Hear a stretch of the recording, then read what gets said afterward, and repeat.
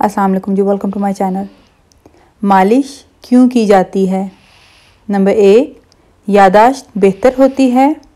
Number 2, massage या मालिश से उज़लात मजबूत होते हैं और जिल्द की उम्र बढ़ती है।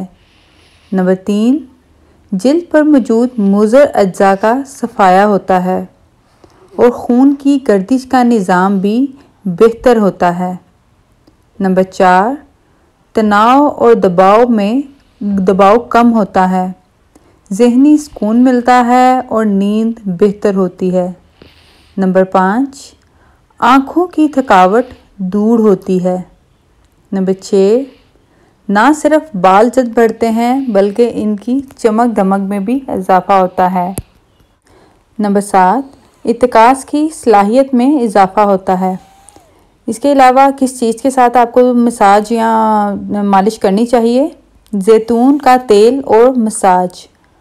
ज़ैतून का तेल ज़माना कदीम से ही इस्तेमाल किया जा रहा है। अहादीस में भी ज़ैतून के तेल को बाइसे शिफा करार दिया गया है। ज़ैतून के तेल के अलावा सरसों का तेल, नारियल का तेल और रोगने बादाम भी मसाज के लिए इस्तेमाल किए जाते हैं। ओके जी, मज़ीद टिप्स और रेमेडीज़ के लिए चैनल को सब्सक्राइब करें, वीडियो को लाइक करें।